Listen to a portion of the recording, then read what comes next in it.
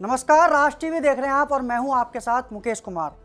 क्या आपकी ईएमआई कम होने वाली है या फिर जेब पर बोझ बढ़ने वाला है?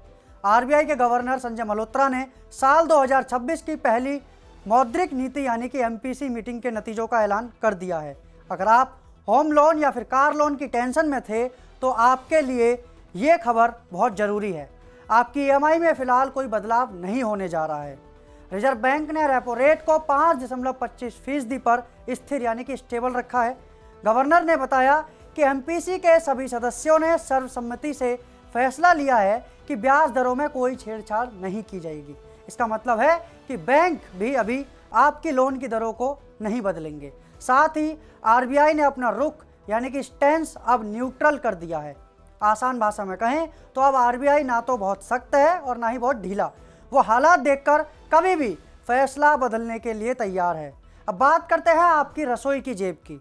हमारे लिए सबसे अच्छी खबर महंगाई के मोर्चे पर आई है। गवर्नर संजय मल्होत्रा ने कन्फर्म किया है कि देश में महंगाई पूरी तरह कंट्रोल में है। महंगाई अब आरबीआई के 4% के टारगेट से भी नीचे आ गई है। ये हम सब के लिए सुकून की बात है, क्योंकि जब महंगाई कम रहती है तो मार्केट में पैसा खर्च करना और बिजनेस करना दोनों ही आसान हो जाता है। आपके मन में सवाल होगा कि जब सब ठीक है तो रेट कम क्यों नहीं किए? देखिए, दुनिया के हालात थोड़े बिगड़े हुए हैं। रूस यूक्रेन युद्ध चल रहा है, मिडिल ईस्ट वैश्विक स्तर पर जो हलचल चल रही है वो सबके सामने है।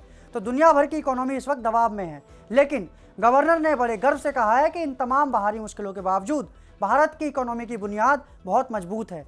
हमारे जो हाई फ्रिक्वेंसी इंडिकेटर्स हैं जैसे जीएसटी कलेक्शन, मैन्युफैक्चरिंग और खपत, वो सब इशारा कर रहे हैं कि हम सही दिशा में तेजी से बढ़ रहे हैं।